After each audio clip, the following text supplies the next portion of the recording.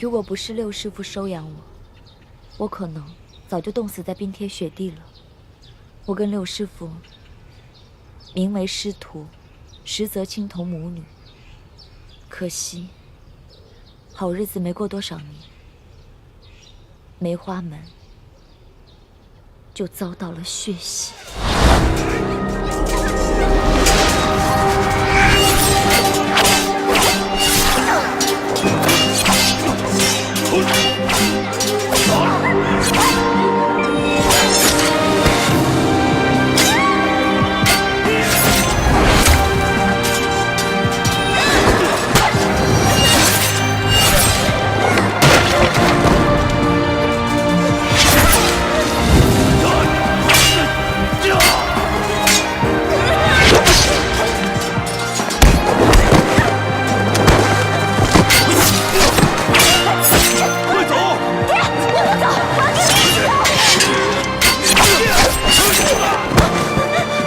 青城去找金王，为我梅花门报仇。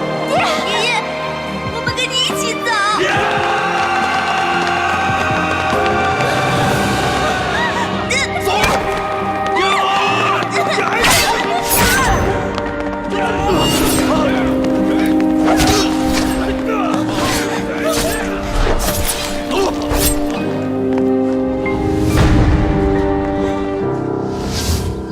那个时候，我年纪还小，什么都不懂。六师傅告诉我，那些杀手全都是清廷的走狗，凡是不归顺清廷的武林门派，全都遭到了血洗。这么深的血海深仇，让你一个弱女子来报，实在是……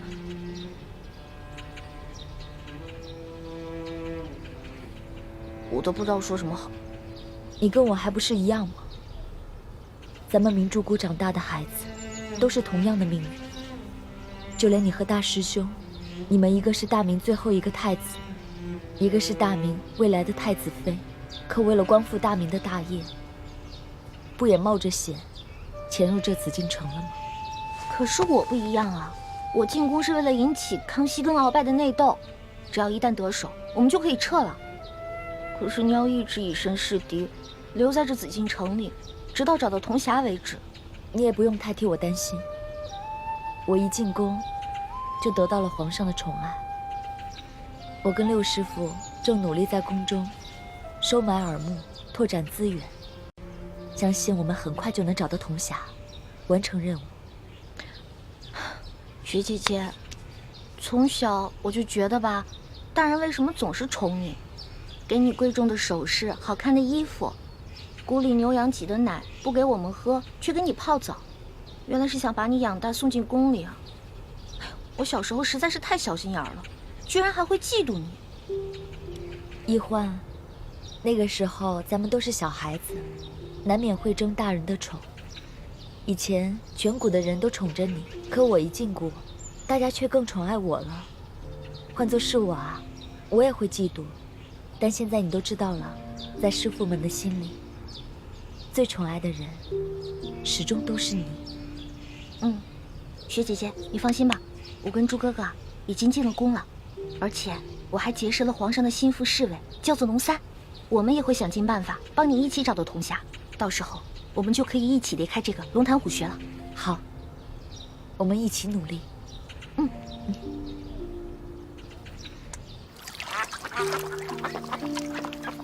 雪姐姐，你看我这个好看吗？走得还真稳。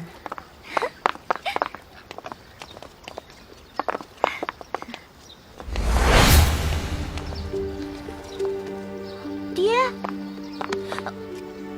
雪姐姐，那不是我爹吗？他怎么进宫当太监了？那不是你爹，那是李德福李公公，大内总管。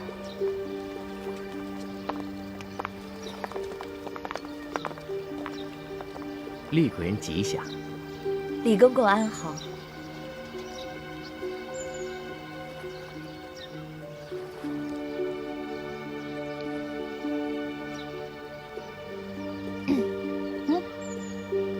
孝女李一欢给李公公请安。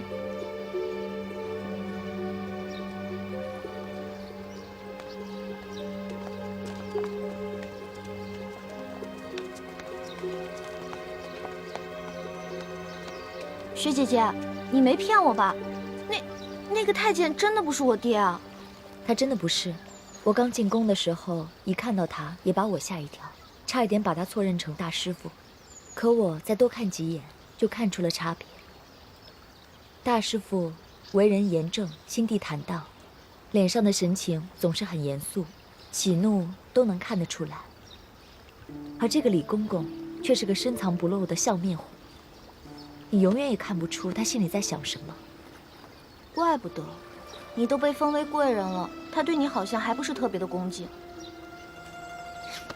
这你就不知道了。来，这李公公啊，是这宫里的大内总管，在这宫里面很有权势，再加上深得太皇太后的宠幸，所以啊，后宫的嫔妃们都特别巴结他，连皇后都不例外。我只不过是一个小小的七品贵人，他自然不会把我放在眼里了。怪不得呢。这个李公公刚才还对你打声招呼，跟我连理都不理。欢儿，你以后见到李公公一定要主动打招呼行礼。这紫禁城可不比咱们明珠谷。哦，为人处事一定要小心谨慎，稍有疏忽就得罪了人，别人在背后害你，你却一无所知，那岂不是很危险？哎呦，这皇宫简直不是人待的地方嘛！你呀，从小一向在外面野惯了，如今也身不由己进了宫，还真是难为你了。你和你那个结拜兄弟龙三联系上没有？别说了，根本就没有。我们这个刘嬷嬷，简直不是人，我根本就没有机会逃脱他那些眼线，我只好让朱哥哥帮我去联系了。那就希望大师兄能够联系到龙三，让这个龙三在皇上面前帮你周旋，这样，你还能安全一些。不然以我现在的身份，也保护不了你。学姐姐，六师傅，放心吧，我现在已经知道这皇宫的厉害了。我发誓，我绝对不会再让学姐姐、六师傅跟朱哥哥为难了，我绝对不会再给你找麻烦了。你说的话我们可不敢相信，但愿吧，但愿啊，你能老实一点。皇祖母吉祥。得了，不必拘礼。皇后，来坐吧。谢皇祖母。你们都退下吧。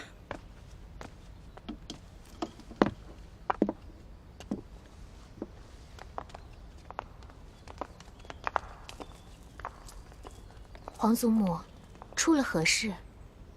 哀家刚刚得知，这批秀女中混入了鳌拜的奸细。奸细？哀家是警告过他，以为他会收敛，没成想他更变本加厉了。哀家要是不给他发发威，看来他真是把哀家当成一个没有用的老太婆了。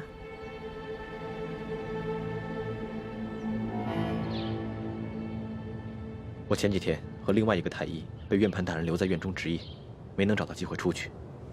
这几天夜里，我悄悄潜入御花园，每次等到半夜，都没能见到龙三。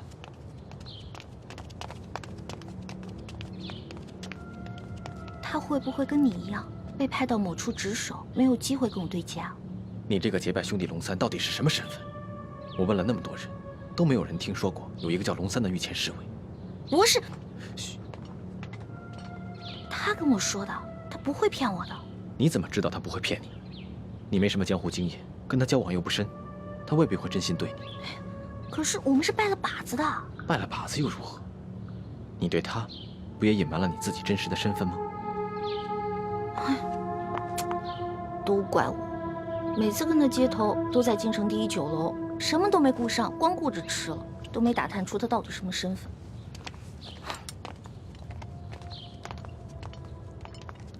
这个龙三，肯定是宫里的人，究竟是不是御前侍卫，就很难说了。这紫禁城里住着上万人，不见得人人都互相认识。我再找人四处打听打听吧。我让学姐姐和六师傅也帮我打探打探。从昨天开始，康熙那个小色皇帝就开始挑选秀女侍寝了。他一旦选中我怎么办啊？在此之前，我得赶紧找到龙小弟，让他帮我在皇上面前好好周旋。好，你最好画一张龙三的画像给我，我拿着画像去打听。好，今天晚上给你画，明天找机会给你。好，散了吧。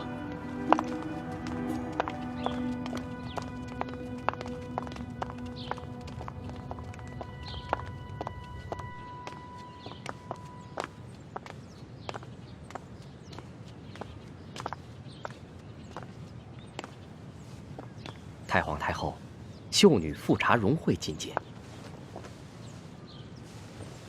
荣惠给太皇太后请安，太皇太后吉祥。抬起头来。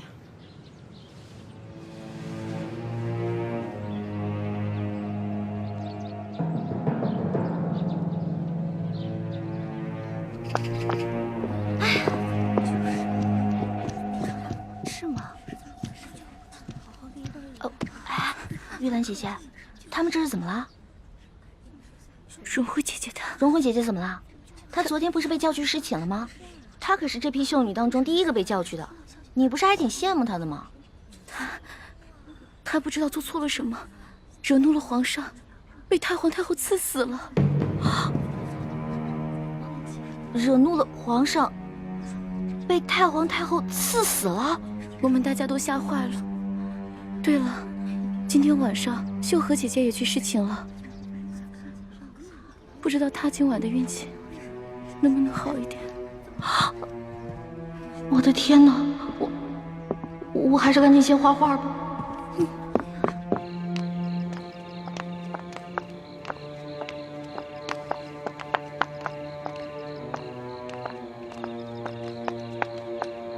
哎，朱哥哥，哎，康熙那个小皇帝简直太无情了，刚刚临幸完荣惠，一转眼就不认人了，任由太皇太后就把他给杀了，真是伴君如伴虎。也不知道雪姐姐以后会怎么样。所以，我们要尽快想办法找到龙三。龙三的画像呢？啊，全是。怎么这么多？我有点不太确定自己画的像不像，我就多画了几张。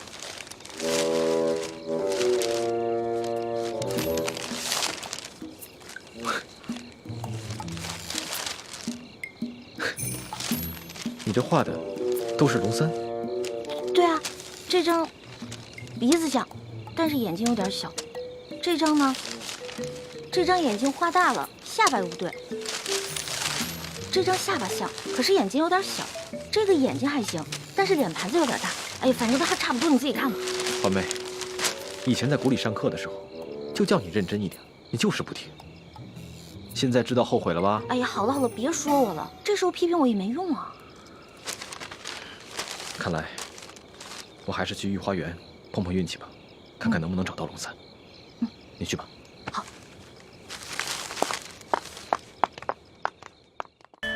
传皇上口谕，宣秀女玉兰侍寝。妾玉兰，谢皇上恩典。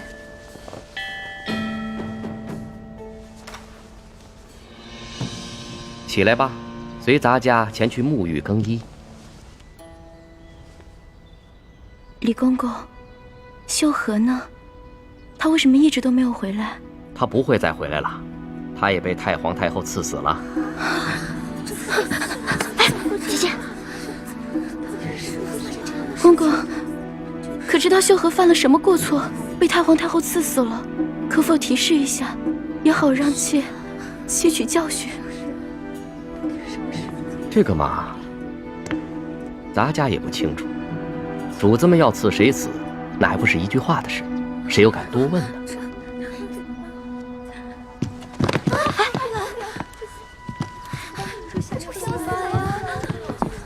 玉兰不会有，真后悔，早知道我就不进宫了。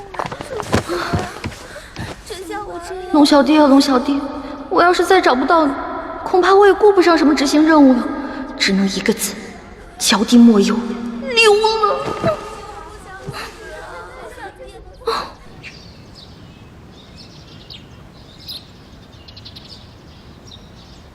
混入秀女中的3个奸细都被哀家给处置了。这下皇上该清静了。皇祖母，如此一来，鳌拜一定会对您老人家怀恨在心的。这宫中啊，爱哀家的，恨哀家的，就像哀家的头发丝一样多。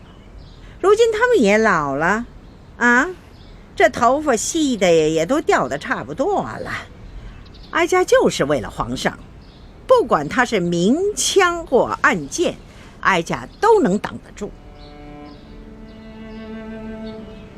皇祖母，皇上常说，没有皇祖母就没有他，是您为他和大清江山撑起了这一片天。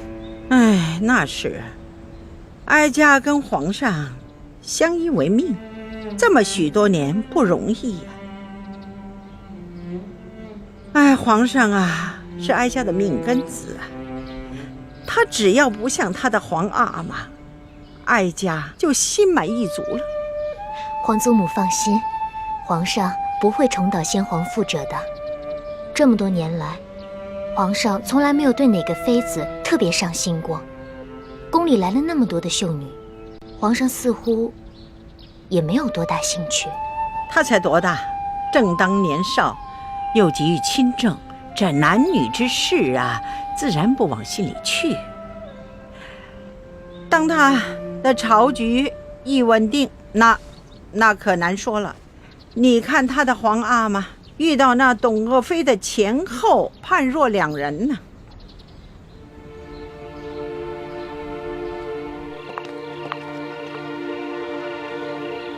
玉兰也被刺死了。康熙那个小皇帝一定是疯了，居然一连3天宣了3个秀女尸体，等天一亮，就借口他们事后不周，把他们交给了太皇太后。太皇太后竟然把他们都给刺死了。这事儿不对啊！康熙性情沉稳，不像是那种喜怒无常、嗜杀成性的人。而且清晨告诉过我，康熙召他侍寝的时候是很温存的，一点都不难伺候。那他怎么会一连3天要刺死3个秀女呢？这事一定有蹊跷。可惜我和清晨想了很多办法，都没有找到龙三。不然可以让奕欢去问问龙三，这究竟是怎么回事。六师傅放心吧，奕欢已经想到找到龙三的办法了。哦，是什么办法？既然奕欢找不到龙三，那就只能让龙三来找奕欢了。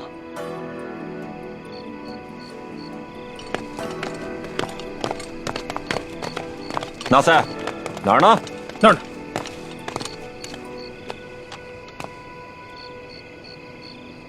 哎，奇怪了，这谁呀？啊，居然这么大胆儿，在这紫禁城里给我放孔明灯。义父，此事蹊跷，这孔明灯上还印着2个字“龙三”，这会不会是什么行动暗号？纳赛，你带2个弟兄，把这盏孔明灯给我取下来。这，你们俩去御花园里看一看，到底是谁在放孔明灯，有什么目的？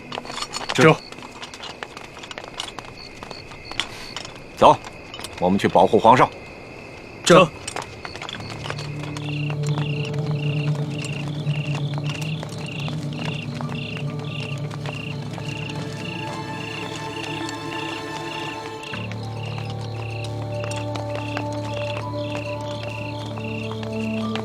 皇上还没有就寝吧？皇上正在批阅奏章。我也要是要见一下皇上，有劳公公帮我通禀一下。好，索大人，请你稍后。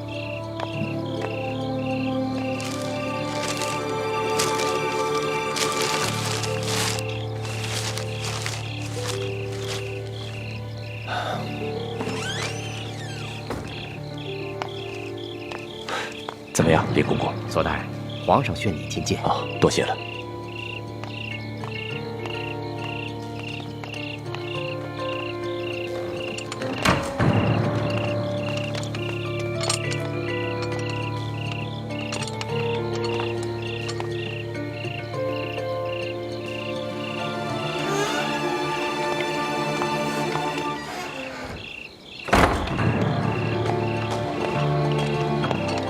皇上有旨，撤回御花园搜查的侍卫。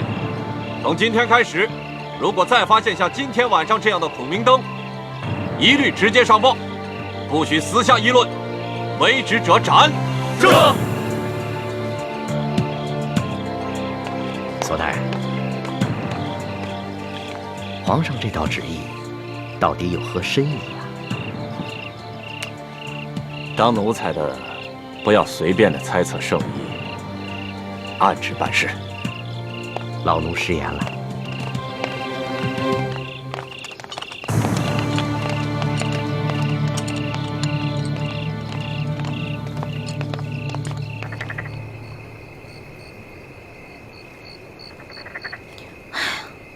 这个龙小弟，你要是今天再不出现的话，我就跟你绝交。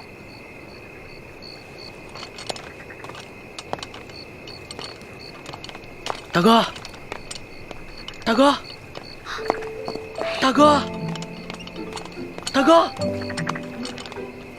大哥，大哥，大哥！我呀，龙小弟。大哥，你怎么变成了个女的呢？我呀，我是易欢的妹妹，易成。大哥，你可别开玩笑，你手上那个玉扳指还是我结拜的时候我送给你的呢。这个呀，这是我大哥送给我的。这不可能，我大哥答应过我送给他的东西他不会转送给别人的。所以，大哥，你到底是男的还是女的呀？龙小弟，我发现你这个人啊，身体不强，功夫还差，这江湖经验更是差得离谱，连我女扮男装都看不出来。我告诉你啊，亏得你是在皇宫里当差，你要去江湖混啊，早被别人当成下酒菜给吃了。得了吧，我早就认出来你是女的了。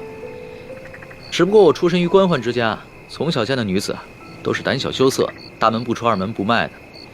头次见到你这么大胆子，还敢溜进宫里偷吃东西，我呢就想看一看，接下来你还会耍什么花样。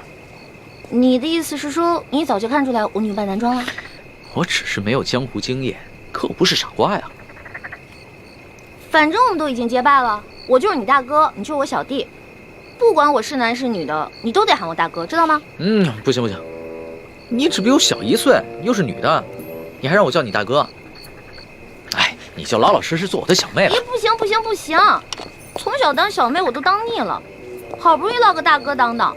我告诉你啊，这个当大哥啊，不是按照年龄，不是按照性别，而是按照能力的大小。如果你能打过我的话，大哥给你当啊。好吧，论武力，我确实不是你的对手。哼哼，哎，可是你穿的这一身女装，让我叫你大哥，我真的是叫不出口。要不然，我叫你大姐。我呸！大姐多难听啊！大哥大哥大哥。哎，不行不行不行不行，大哥，哎，这样吧，我叫你老大好了。行吧，只要你承认我比你大就行。我问你，龙小弟，这几日我哥哥约你在这儿见面，为何都不露面啊？这前2天啊，皇上派我秘密出宫执行一项任务，我这不刚回来吗？那我跟我哥哥四处打听，为什么都没有人知道你龙三这个人啊？老大呀老大，还说你江湖经验丰富呢。哎，你看看这宫里边宫女、太监、侍卫加起来上万人，那有些人在宫里边生活了一辈子，还不能全认识呢，这有什么好奇怪的？听你这么说，好像是有点道理。我大哥是不是跟你说了？其实我就是鳌拜。嘘，咱们找个安全的地方说。走。哎，你慢点儿。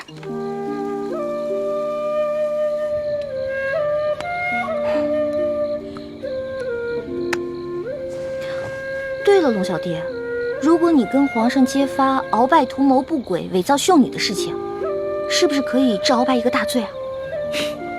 老大，你想的太简单了。这鳌拜把持朝政多年，连先帝伟人的辅政大臣苏克萨哈都敢杀，这伪造秀女的身份就算得了是吧？就算皇上追究起来，到时候他自然有办法推得一干二净。而且，愿意为他顶罪的人多了去了。那怎么办？咱们拿鳌拜就没办法了？其实，鳌拜在暗中培训美女，送入宫中和各大臣的府上做耳目，皇上是早有耳闻的。只不过皇上刚刚亲政，没能把持实权，所以只能暂且隐忍了。可我万万没想到，他居然会找上你。嗨，我呀，本来可以施展轻功溜走的，但是我一想，我不是还有我的龙小弟吗？所以我打算把这些都告诉你，你跟皇上说，没准还能立个大功呢，是不是？没想到老大居然肯为我冒这么大的风险。哎，对了，老大，那个大补丸的解药要不要解啊？有没有解啊？哎，那个大补丸啊，当然当然要解了。那个大补丸可是鳌拜独家秘制的毒药，我跟我哥哥拿它都没办法。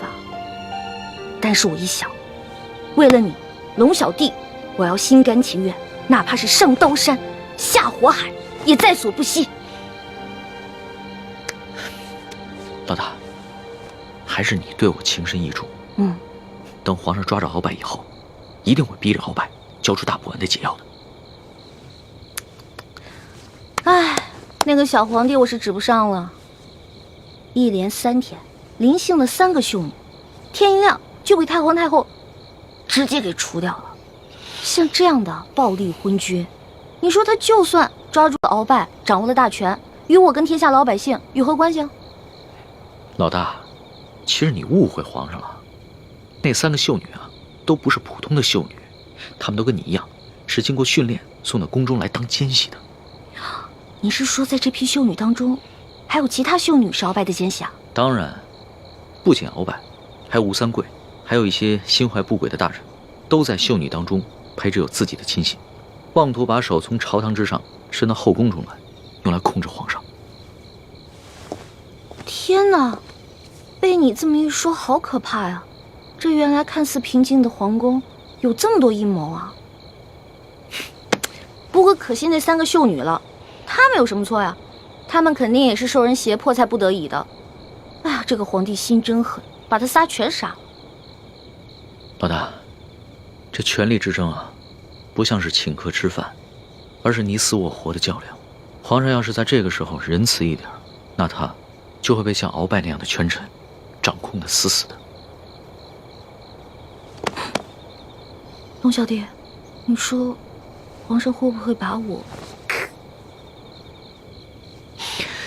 若是皇上呢，悄悄派人查出你的底细啊，那你这小命肯定就不保了。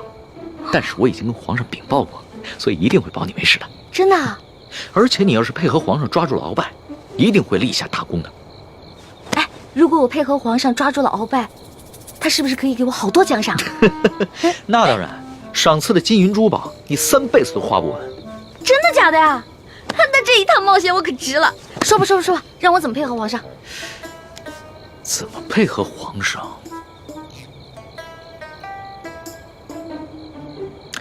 既然鳌拜如此希望你邀得圣宠，那我们不如来一个将计就计。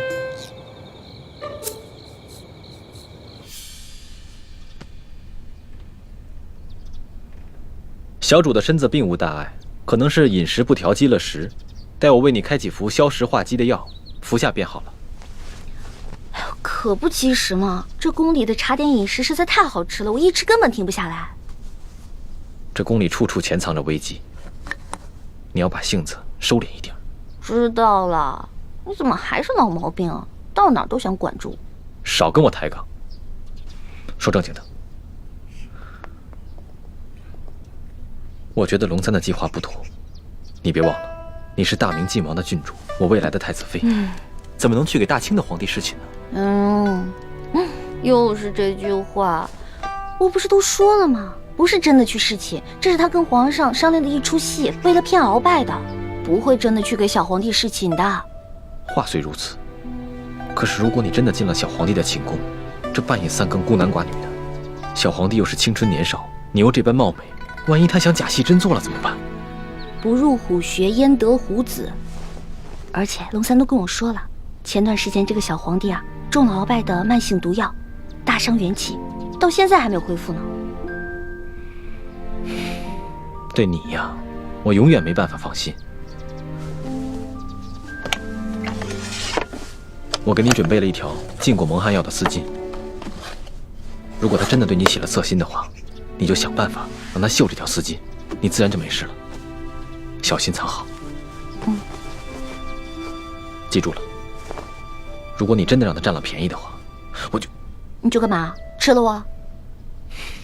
你就知道欺负我，我自然不敢对你怎么样。可是如果他真的，我就算豁出我这条命，我也要宰了他。猪哥哥，平时看你挺稳重的，怎么一到这种事上那么冲动？你看我，平时虽然很任性，但是这种大事上绝不糊涂。放心吧，而且我有轻功啊，就算我遇到什么危险，我可以逃掉啊。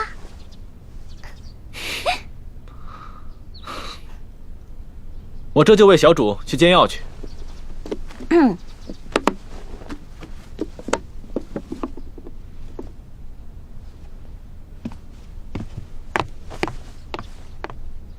哇，这么厉害！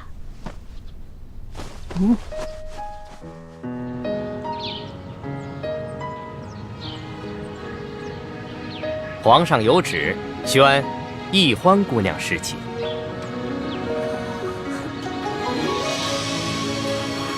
臣女易欢，谢皇上恩典。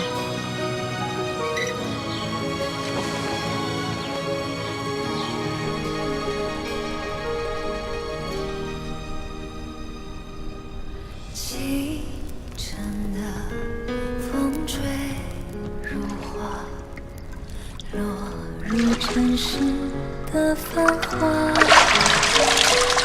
白云来，卷风沙。恨不过一生的牵挂，愿做他掌上的明珠，献上我纯真的祝福。明月照我心，献起礼物，留下无悔的情愫。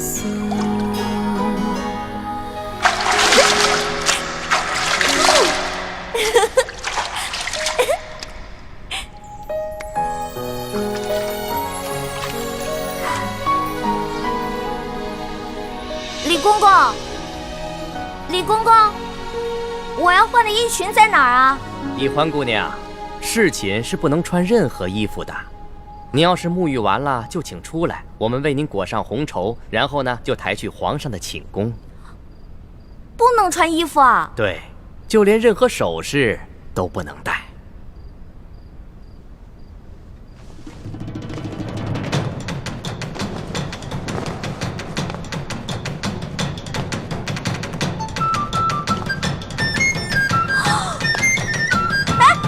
别进来啊！出去！出去！出去！你们出去！不行，必须由我们亲自给你裹好红绸，顺便检视一下易欢姑娘的身体皮肤状态，看看有没有突发的瑕疵，以防止易欢姑娘夹带其他的物品。那哪行啊？男女授受不亲。要不这样，你们先出去，等我穿好了叫你们。敬事房太监主要负责皇上和后宫所有嫔妃的房中之事。易欢姑娘入宫之后，难道就没有学习过吗？学是学过了，但我现在不是还有点不习惯吗？这。哎，你们！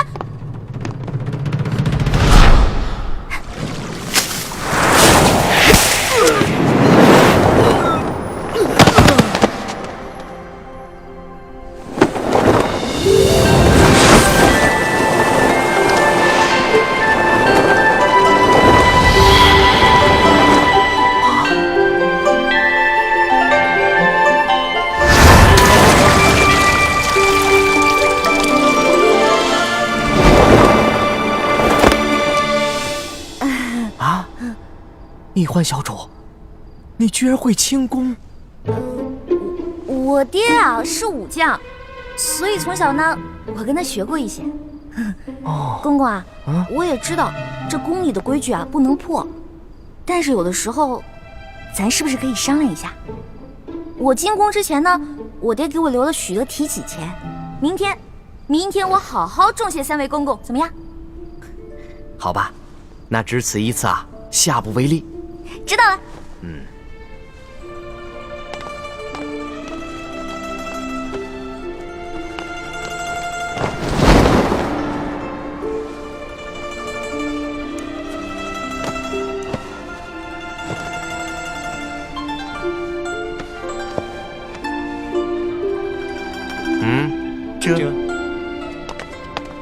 哎，那个公公，我把那个丝巾拿一下，我的丝巾，我的丝巾，我的丝巾！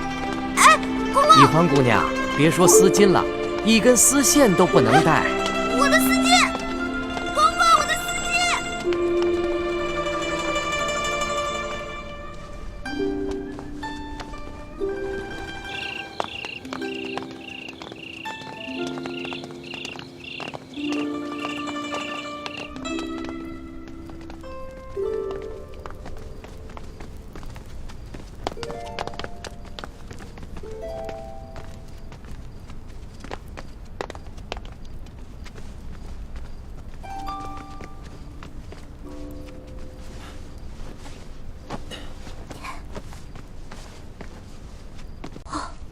一欢姑娘啊，一会儿皇上可就来临幸你了，可千万不要忘了之前学过的规矩哦，好好的侍奉皇上。好，挂帘子。这。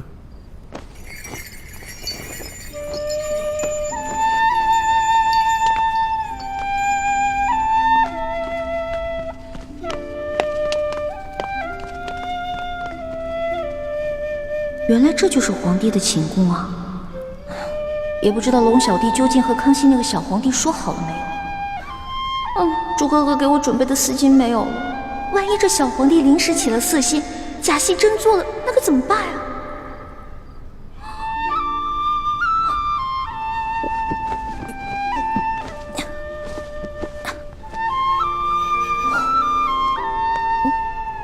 完了！朱哥哥要是看到我穿成这个样子，肯定会气个半死。要不趁这个小皇帝还没来，我赶紧溜了吧。万一那个小皇帝怒了砍我的脑袋，那龙小弟肯定会帮我求情啊。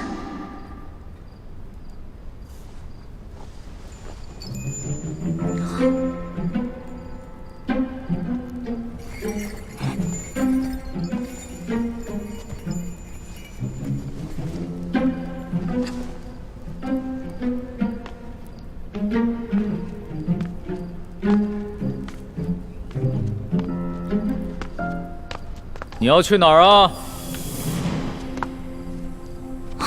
你谁啊？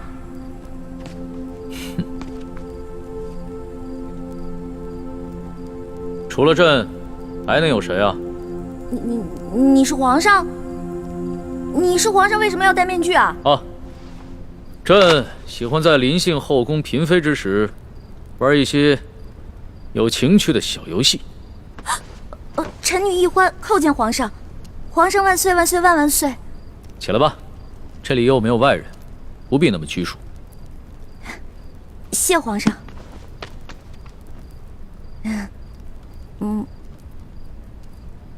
皇上，原来您这么和气啊！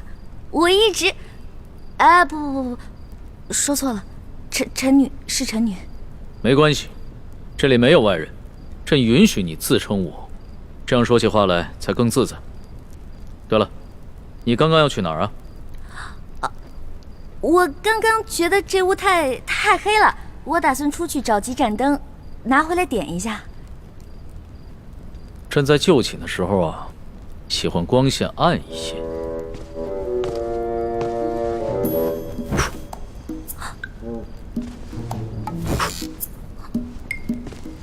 皇上，您别把最后一盏灯也吹灭了，我怕黑。别怕，有朕。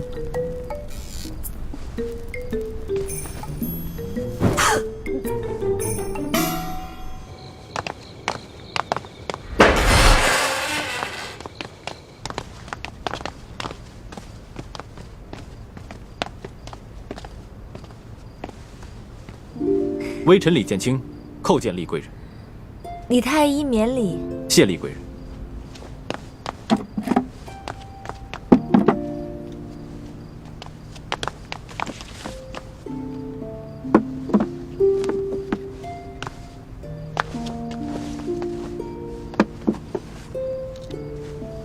有劳厉贵人。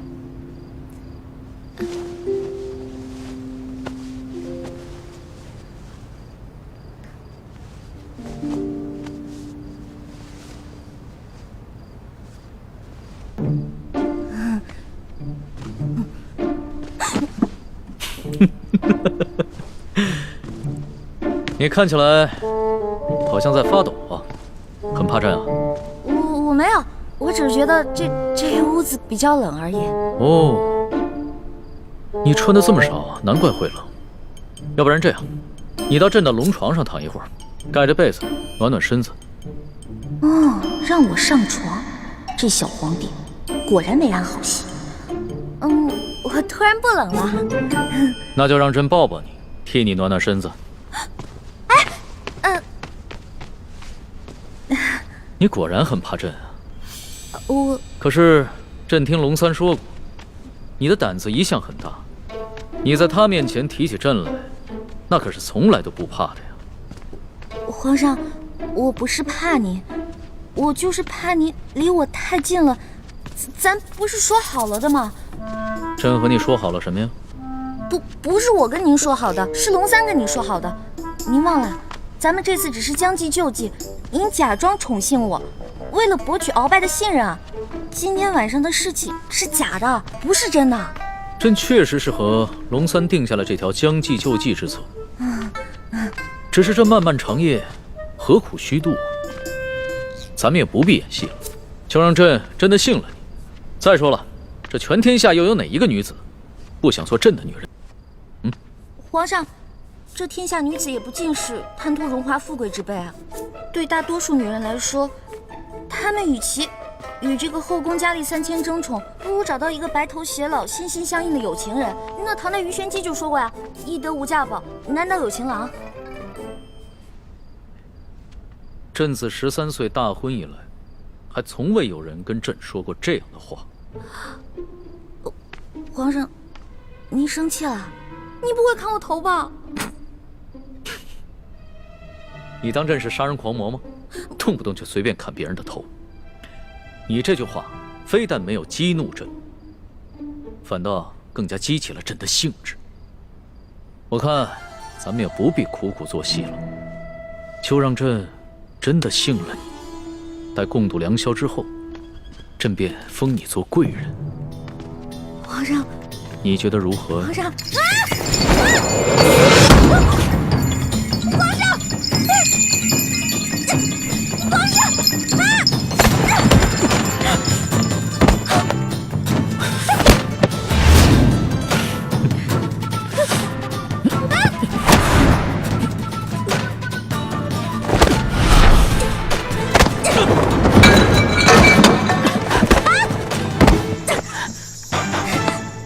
皇上，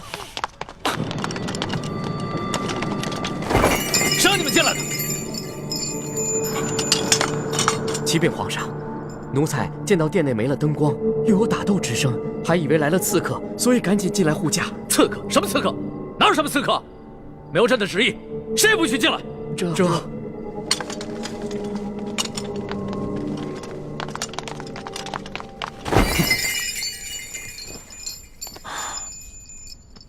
好了，别再动手了。再动手的话，真把你当刺客，你这颗脑袋就真的搬家了。你哭什么呀？皇上欺负人！朕怎么就欺负你了？是你先对朕出的手啊！这还是第一次有人敢在朕的龙床上对朕大打出手，只怕也是古往今来第一个敢在龙床上对皇帝大打出手的女人吧？皇上强词夺理，明明就说好了，还强迫人家，人家不想反抗还不让，反抗打不过人家就吓唬人家，哪有这样的？这有你说的那么不堪吗？好了，别哭了。要是被外边的太监给听见了，不知道的还以为朕欺负你一个弱女子呢。那皇上你离我远点，我就不哭了。你让朕远点，朕就远点，那朕岂不是很没面子？啊，龙小弟，你在哪儿啊？你还说皇上是个正人君子，结果皇上去欺负一个弱女子。来，好了，别哭了。哎，朕不跟你这个小女子一般见识。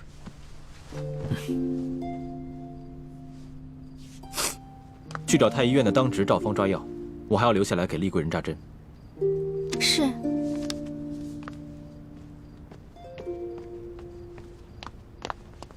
你去烧壶热水，一会儿我要替厉贵人更衣。是。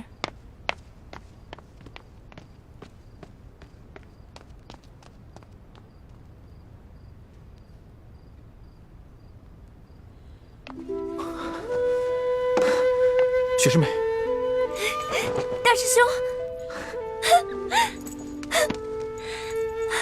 太好了，我还以为我再也见不到你了呢。怎么会呢？你们师兄妹好好聊一聊，我在外面替你们把风。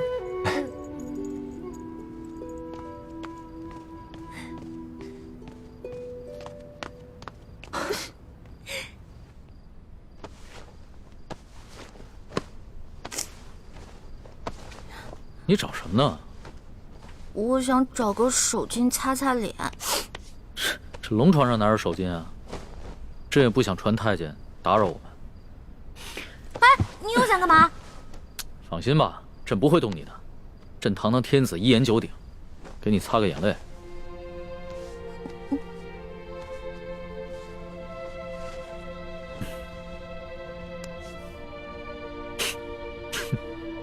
看看你现在这副样子，亏龙三还说你是他的老大。哎，他是现在看到你哭得跟鼻涕虫似的，还不笑话死你？其实我在龙三面前好多都是吹牛的，我没有他说的那么勇敢，我也没有多少江湖阅历，我也从来没被哪个登徒子轻薄过，何况是被全天下最有权势的轻薄过，我能不害怕吗？朕听出来了。你是拐着弯儿骂朕是个好色轻薄的登徒子是吧？臣女不敢，臣女没这么说。皇上，臣女能不能请求皇上一件事儿啊？说来听听。您能不能别把今天晚上的事儿告诉我龙小弟啊？如果你告诉他的话，以后我就没脸在他面前充老大了。哎呀，朕又不是长舌妇。哎，不会告诉他的。哎，不过朕保全了你在结拜兄弟面前的形象，你要怎么答谢朕呢？皇上，您可是全天下最有权势的人，也是最有钱的财主，您就为这么点的小事儿勒索我一个身无分文、身无寸缕的小女子啊？又是朕的不是啊！你怎么说来说去都是朕的不是啊？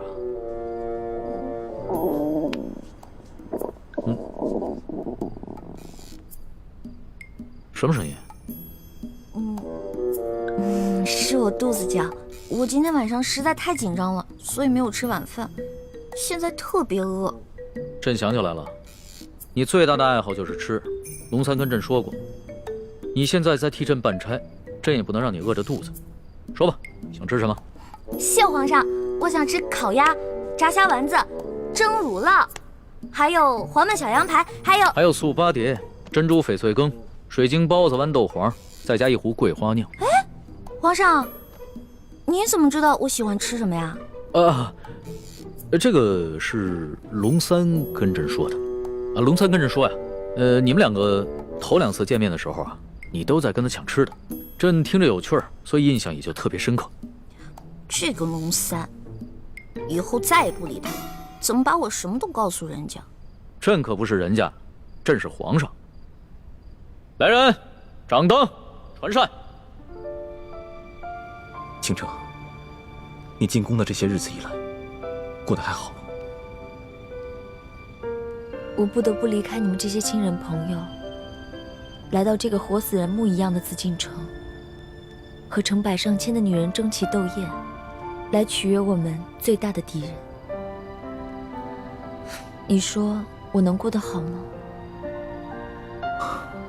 对不起，倾城，要你冒名顶替舒婉欣进宫的方案，我本来是不同意的，可这是6位师父一致的决定，我也无力反对。大师兄，你不必自责。就算你反对，我也会主动要求进宫的。毕竟我们这些在明珠谷长大的孩子，没有一个人能为自己活着。就连单纯任性的小师妹，不也阴差阳错的进了宫吗？是我太无能了，还要让你们几个女孩子冒这样的风险，忍受这样的侮辱。今晚，易欢也要被召去侍寝了，也不知道现在怎么样了。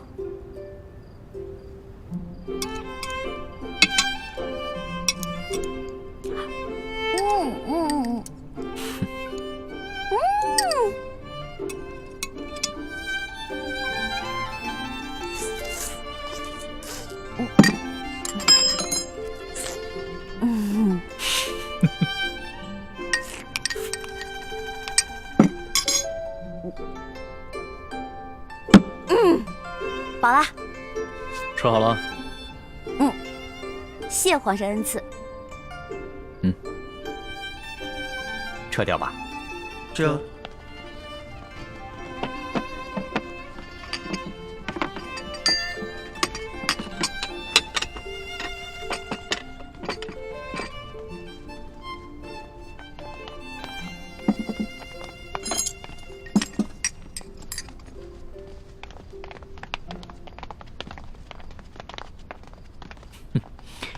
看你吃东西啊，还真是有趣儿。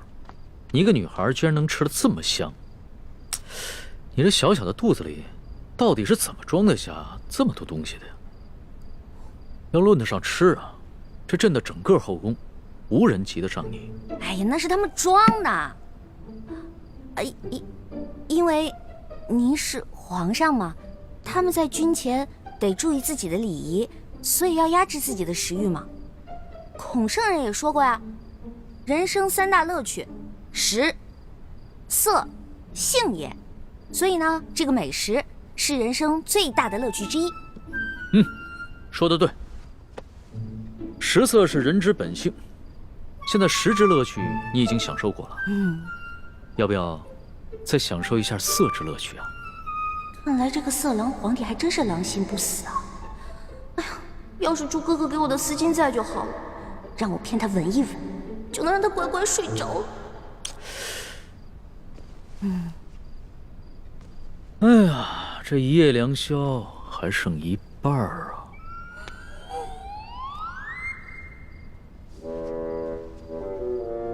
你要不要到朕的龙床上休息一下？哎呦呵！你又想干嘛呀？啊，皇上，吃太多了，我撑到嗓子眼儿了，我想运动消化一下，可以吗？行。要是连这个朕都不准，那朕岂不是很不懂得怜香惜玉啊？你既然想消食，那就请便吧。谢皇上恩典。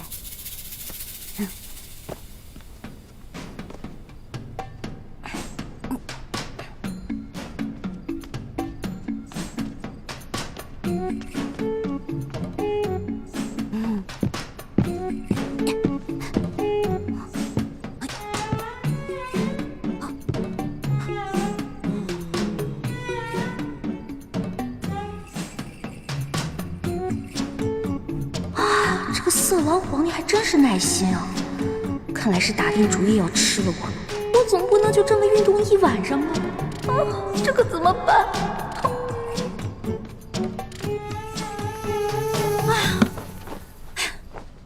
累死我了！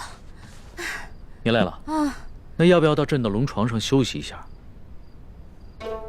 哎呦，皇上，我可能吃坏肚子了，我肚子特别疼。刚才吃了好多杂七杂八的，特别疼。现在你肚子疼啊？那要不要朕传个太医给你瞧瞧？那不必了，我只要回自己的房间睡一会儿就行了。既然你都要躺在床上休息，那为什么要回到自己的房间休息呢？朕的龙床一样可以休息啊。我这可不一样啊！我肚子疼，我可能会拉肚子。我在您这儿拉肚子不合适，是不是？我得保持在您面前的仪态，所以还是让我回去吧。你要是真吃坏了肚子想方便，那朕的寝宫里面也有金泥桶，你用吗？我方便在您这儿？哎，不合适，皇上，您可饶了臣女吧。人食五谷生百病，吃喝拉撒那都是正常的事情。要是连这个朕都接受不了，岂不是有违人伦？哎，你别紧张，要是真吃坏了肚子，你就在朕这儿方便，朕不介意。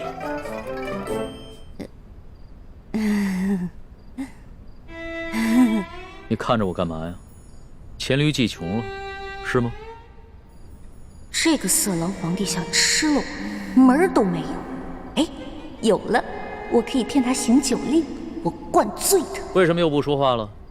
是不是又在想什么花招啊？哎，皇上，咱们玩耍骰子赌酒吧。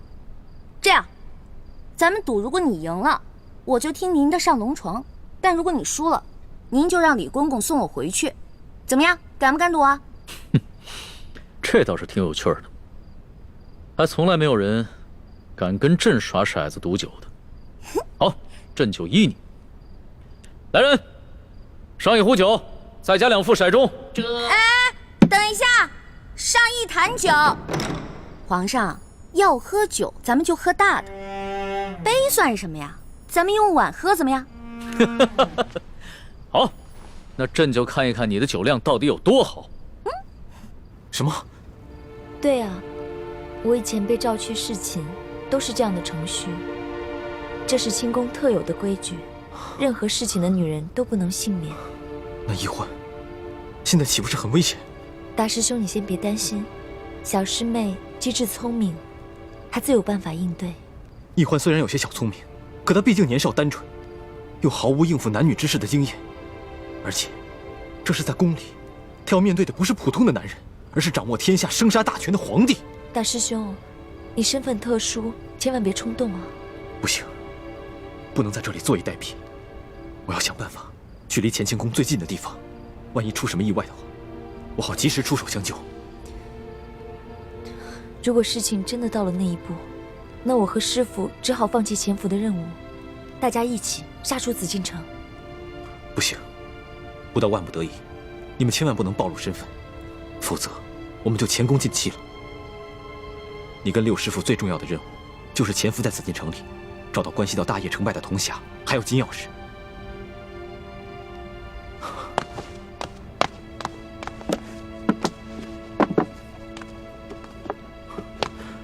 我先走了，你多保重。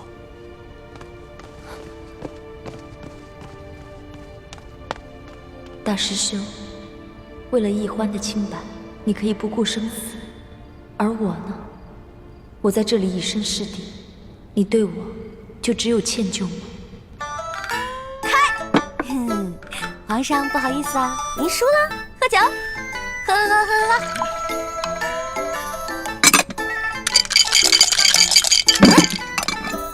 皇上输了，接着喝。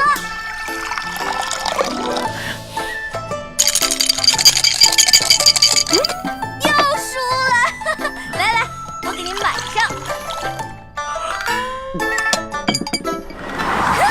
又输了，喝。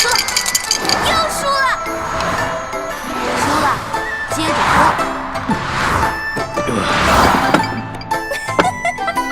皇上，您又输了，喝吧，喝。怎么老是朕输啊？本姑娘从小玩骰子就赢遍全明珠谷，无对手。你这个第一次玩骰子的笨皇帝不输才怪呢。哎呀，皇上，您啊真是海量，而且您酒品好啊。每次赌完了以后吧，您都不赖酒，都喝，是不是？笑话，真是天死，怎么会赖账呢？快喝吧。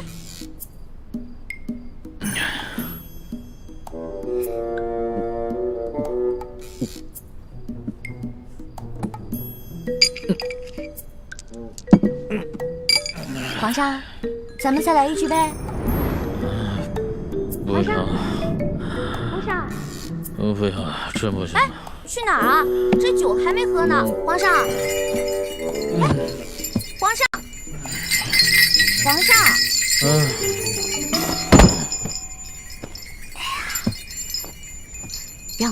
皇帝长什么样。让我看一眼。易欢姑娘，李公公，皇上已经安寝了。易欢姑娘，请回吧。可是我还想再待一会儿。皇上已经安寝了，易欢姑娘还是回去吧。可我还没看见皇上长什么样呢。哎，这就扛走了就。哎呀，再让我看一眼呗。哎呀，可是我还没看见皇上长什么样呢。哎呀，这么小气呢，小气小气。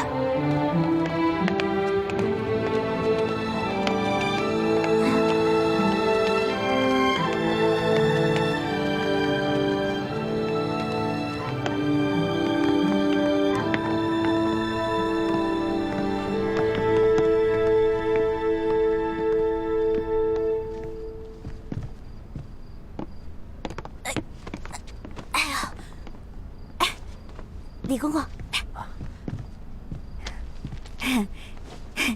今天多亏了您了，拿着吧，拿着吧。易欢姑娘，你可真是大方啊！